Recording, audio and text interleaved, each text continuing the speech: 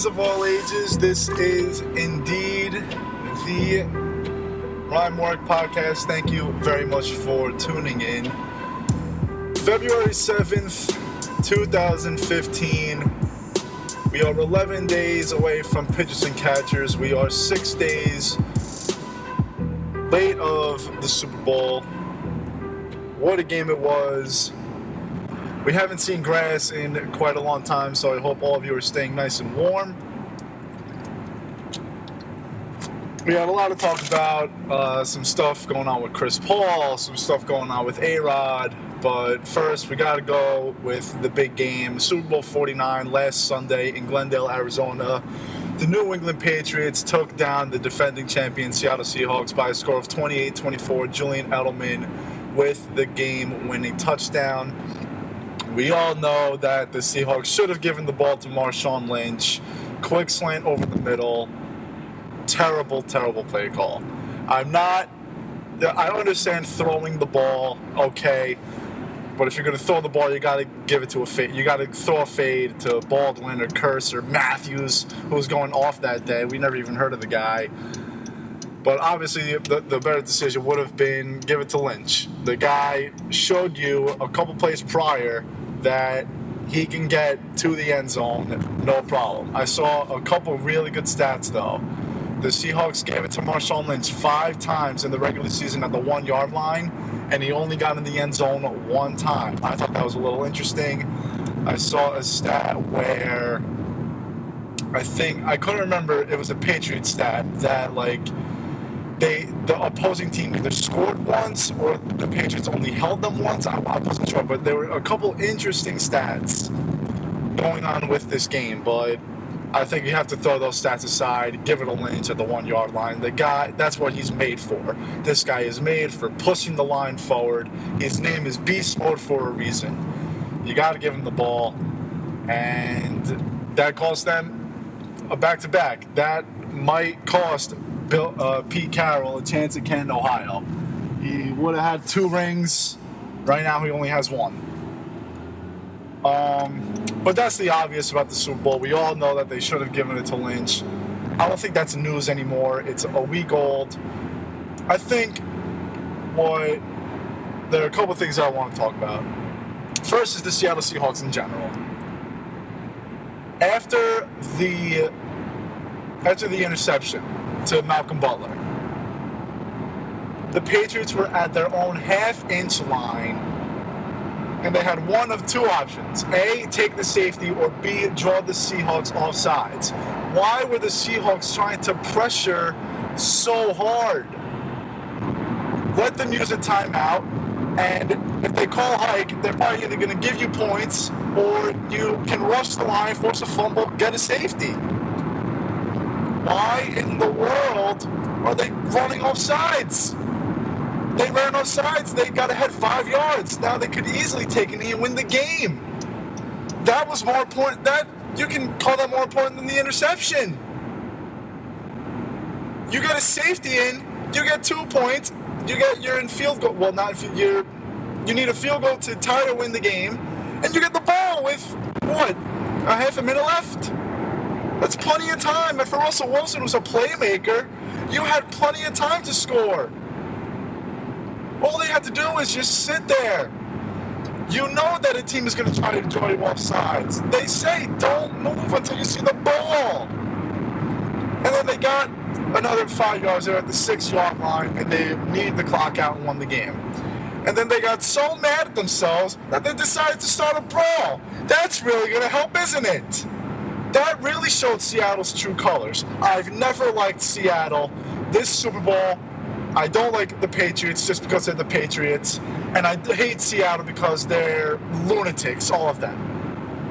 And I wasn't rooting for anyone in the Super Bowl. I was rooting for myself to win money. And that's what I did. But I wasn't rooting for anyone up until that stupid brawl. That brawl made me root for the Patriots, That brawl made me realize, hey, good for Tom Brady. He won his 4th. He's arguably the greatest quarterback of all time. I was very happy for the Patriots when they started that brawl, because that was the most ludicrous thing I've ever seen. that showed Seattle's true colors. That was garbage, and that is not the way you're supposed to play football. They are a bunch of sore losers. That was ridiculous. That was absolutely ridiculous. They said that the fact that you lost, and they said that except the fact that you did not make a good football decision. And they made a worse one by trying to kill everyone on the Patriots. Unbelievable. That was one of the worst things in sports I've ever seen, and in the Super Bowl, no less. I get emotions run high. Believe me, I understand. And this is the Super Bowl, and you guys just made two awful decisions that cost you a Super Bowl. But don't take it out on the other team. Take it out on equipment in the locker room, whatever you have to do. Don't take it out on the other team. Show some sportsmanship. Who saw Richard Sherman go up to Tom Brady? Talk about sportsmanship. That was awesome. This guy, known for being a tool, known for talking and surely backing up his talk. But you want to see sportsmanship, look at what Richard Sherman did after the game. He was the first person to go up to Tom Brady and congratulate him. Now, speaking of non-sportsmanship,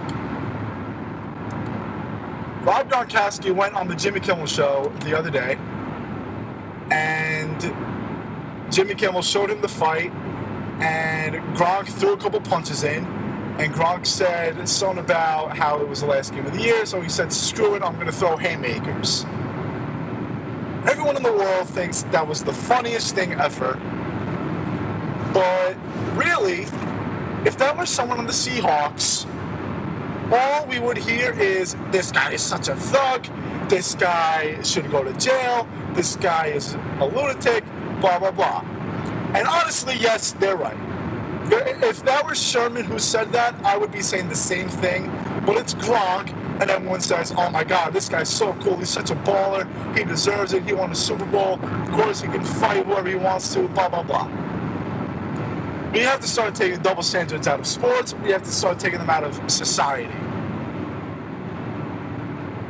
It was cool that Gronk said, I'll admit, when Gronk said it, I was laughing. But then I realized, if this were a Seahawk, it would be news, and Goodell would be suspending someone. Sure enough, Gronkowski got fined. But if this were a Seahawk, it would be breaking news for 5 days in a row. All we would hear is, oh, should this guy be in the league? Should this guy be suspended? Blah, blah, blah, blah, blah. It's all we would hear. And we see pictures of Gronkowski downing beers at the parade and partying and spiking flowers at clubs. If this were a Seahawk, he would be, if this were Johnny Manziel, if this were a Seahawk, if this were Tebow, if this were anyone, then it would be national news for a week. But Gronkowski has this wit about him that makes him lovable, and I love Gronkowski. I love him. I'm talking about myself here. But you have to admit, if this were about anyone who... If this were about a guy not named Rob Gronkowski, then all we would be talking about is how much of a thug he is. And people have their opinions about Gronkowski. I'm sure there are people saying, why in the world would he say that? This guy is insane. And you have every right to think that with his comments. But majority of the people don't think that way.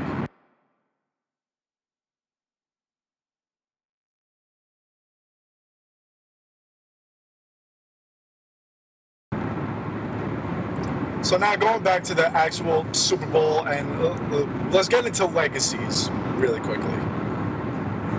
As soon as Russell Wilson threw that interception, as soon as the Patriots won, I saw a bunch of tweets saying Tom Brady's the best quarterback of all time. He just got his fourth Super Bowl ring.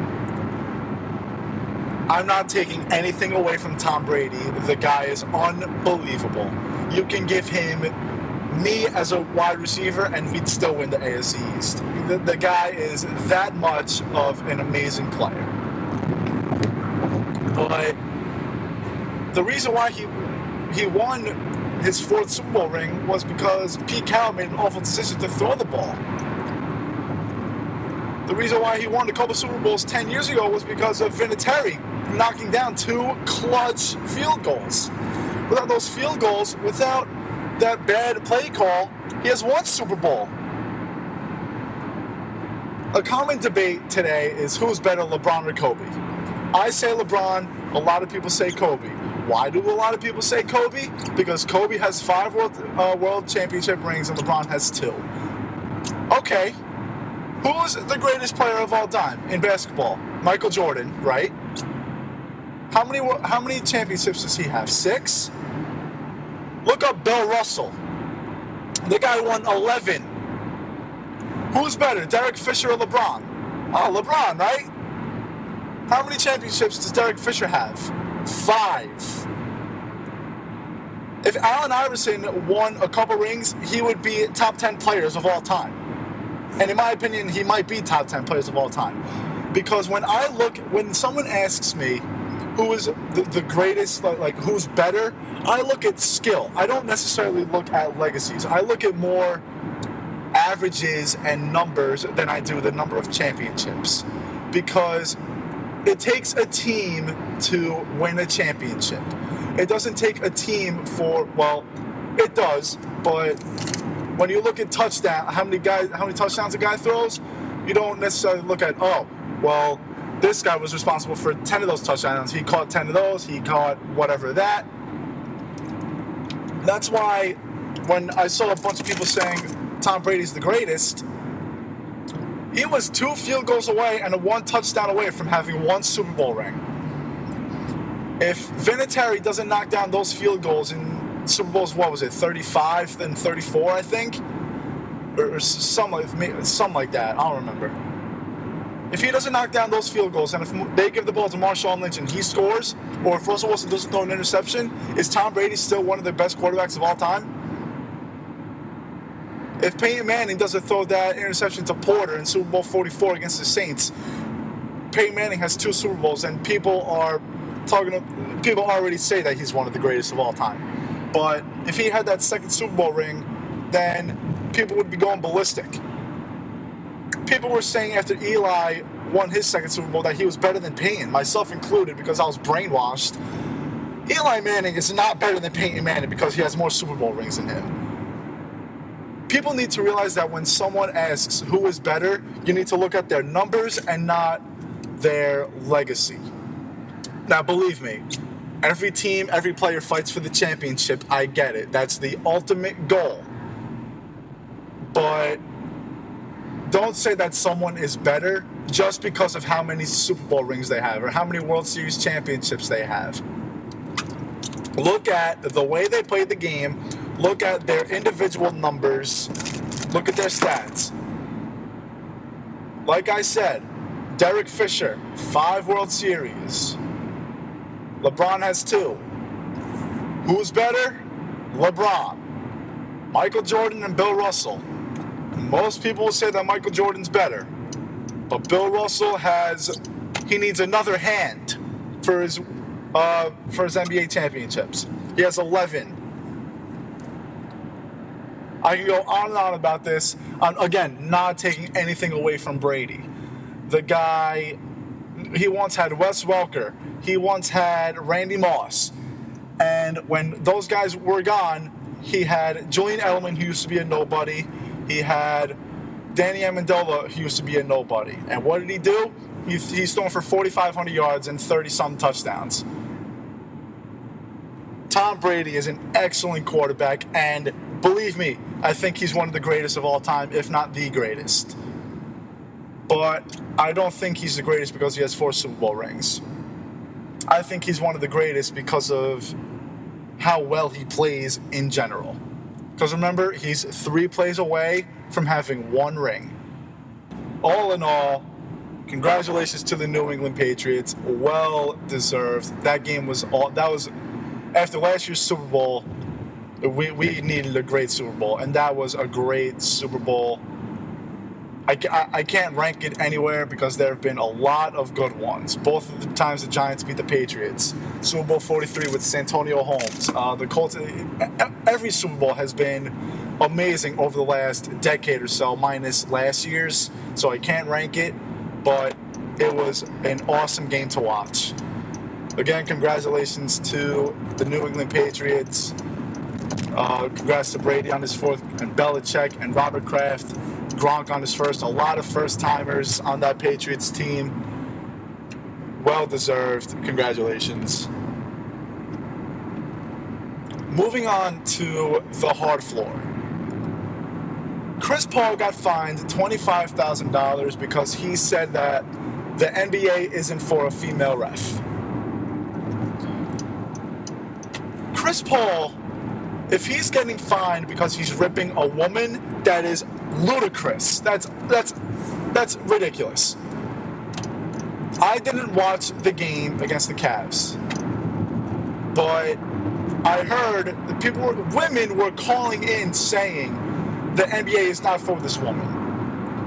I think someone called in a radio, I think it was The Herd, and someone said the Clippers are trying to run the court with the basketball, and the woman was telling them, whoa, whoa, whoa, slow down. That right there is taken away from the game. That's not her being a woman. That's her being a bad ref. She's taking away from the game right away. When someone's trying to move the ball and the ref won't let it happen, that's ridiculous. And 5 technical fouls, woman or man, is ridiculous. I've been to a lot of NBA games in my life. I've been to, how many have I been to? Maybe 10 or so, a little less than 10. The first time I ever saw a technical in real life at an NBA game was this Christmas at the Knicks and Wizards game because Quincy Acey and John Wall tried to kill each other. Other than that, all of the games that I've been to, never have I seen a technical foul, and there were 5 on one team in this game. Woman or man, that's ridiculous. The only reason why Chris Paul should have been fined is for publicly criticizing a referee. Other than that, it should not have anything to do with the fact that she was a woman. Chris Paul said, this might not be for her. What is he supposed to say? This might not be for it? This might not be for that referee? She's a woman! Of course she's going to say her. What else do you want her to say? Come on! Stop it. It's a woman. This might not be right for it. If Chris Paul said it, Chris Paul would be suspended from the NBA. He would be like, oh my God, this guy hates women. She called the woman an it. What else is he supposed to say? It's a woman, it's a her, it's a she. This might not be right for her. It might not be right for her. And if it were a man, it might not be right for him. Him or her, it doesn't make a difference. If people really think that he's trashing this ref because she's a woman, that's ridiculous. Chris Paul has been reffed by women before. He's had no problems. This ref called 5 technical fouls and slowed down the pace of a basketball game. That can't happen. The fact that you called 5 technical fouls is ridiculous. Chris Paul had every right to be upset, and he had every right for his comments. This might not be right for her. What else is he supposed to say? I think that's the best thing you possibly could say. This is a rookie referee. Maybe she might not be ready. And no, she might not be ready for it because she's a woman. I'm not saying go back to the WNBA. I'm saying she might not be ready because the NBA is too hard for her. And the NBA is not too hard for her because she's a woman. It's too hard for her because she's a rookie. She's not experienced enough. Chris Paul is perfectly justified in what he had to say. And if people think otherwise, if people think that he was trashing her because she's a woman, stop it. That is ridiculous. There was nothing more that he possibly could have said. And they were angry. They got 5 technical fouls. They were getting killed by 30, 40 against an unbelievable Cleveland team right now.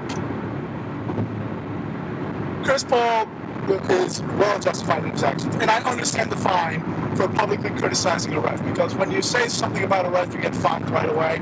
So of course he's going to get fined, but that's the only reason why he should get fined. I get updates. Chris Paul gets fined for saying this might not be right for her. He didn't get fined because of that. He got fined for criticizing a ref, at least in my opinion, and I think that's what he should have gotten fined for. Like that's so stupid. It's so dumb. She's a woman. You can't call her an it. Speaking of it, Alex Rodriguez has been granted a meeting with Yankee officials. Probably Brian Cashman, probably Girardi, probably Lon Trost, probably Levine and the Steinbrenners, probably basically every head honcho there is. It's about time they meet up. The Yankees are being 5-year-old girls right now. Believe me, every number A-Rod has is tainted. But the Yankees are trying to fight all the milestone bonuses. Unless if it says in the contract, you must do this clean, then the Yankees should just pay every milestone. If it doesn't say anything in the contract, boom, pay them. That's what you deserve. You took the risk by signing a then 32-year-old guy to a 10-year, $300 million contract.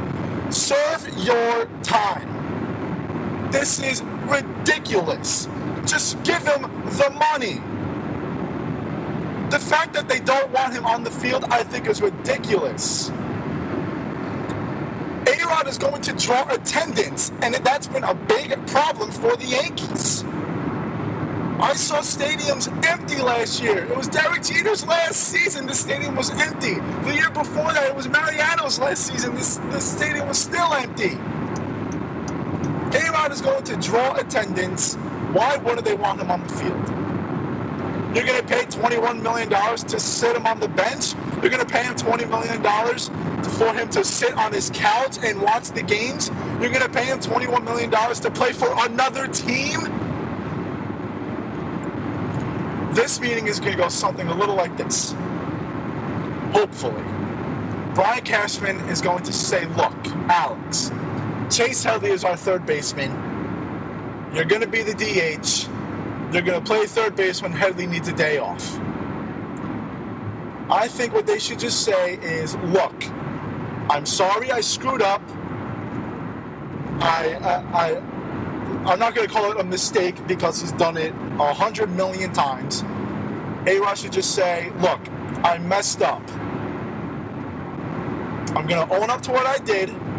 Let's forget about the past, and let's go win some games. Let's make the postseason. The Yankees' main interest right now is A-Rod not playing. They need to be focused on winning baseball games because they haven't done much of that in the past couple of years. They've missed the postseason 2 years in a row. Last time that happened to them was the early 90s. And their main priority is Alex Rodriguez. They need to go up to Alex and say, look, we're going to forget about the past. We want you to come here. We want you to win baseball games. That's it. And what are they doing? Oh, my God, we got to worry about paying Alex this. We got to pay Alex that. Just shut up and play him. This meeting better go well. Because if there is tension throughout the entire season, then the Yankees are going to not even win 80 games. If there is no distractions anyway. The Yankees need to stop worrying about all the distractions. They need to own up to their mistakes. They need to pay Alex Rodriguez. And that's it. Alex Rodriguez is insane. It takes someone really, it takes a devil to sue everyone who is telling the truth and lie about it the entire time and say they're lying. It takes someone really special, quote unquote. But all I know is that I want Alex on the field opening day. I'm going to cheer for him. Because why? I want the Yankees to win. Game 7 of the World Series, A-Rod is up with 2 outs in the bottom of the 9th. A hit, they win the World Series. An out, they lose. I'm sorry, I'm rooting for Alex to get a hit. Simple as that. Why in the world would I want him to strike out and have the Yankees lose? That's just me. Believe me, I get that people don't like Alex. But are people going to really cheer if he strikes out? Oh, yay, my favorite team just lost. I'm sorry, I'm taking the win. I'm sorry. It's about they should have been meeting this whole offseason. I don't get it. Like, they're under bad terms, I get it. They're trying to figure out their money issues, I get it. But they're being so immature about it. Do you really want that much tension in the locker room? Della Betances said, we're welcoming back A-Rod with open arms. Why isn't the upper management doing that? I get you don't like him, but come on. Just meet up with the guy, admit your faults, and get back to what's more important, winning baseball games. I get people are saying get rid of him, just pay him off. It's not that easy when it's your own money. If you were throwing away $61 million, then I want to see if it was that easy to just cut the guy. If the guy stinks and is batting 0-90, then yeah, get rid of him. But if he's somewhat producing, keep him on the team. Your fault for offering this guy $300 million for 10 years as a 32-year-old. All right, that does it. 18 episodes down, and we got a lot more to go. Check out my Twitter at Morik Sports. A couple articles out in the Ramapo newspaper about Martin Brodeur retiring, and an article about Ramapo swimming. Make sure you get a good look at those. A lot more articles to come. Let's talk bye and see you later. Take care, everybody.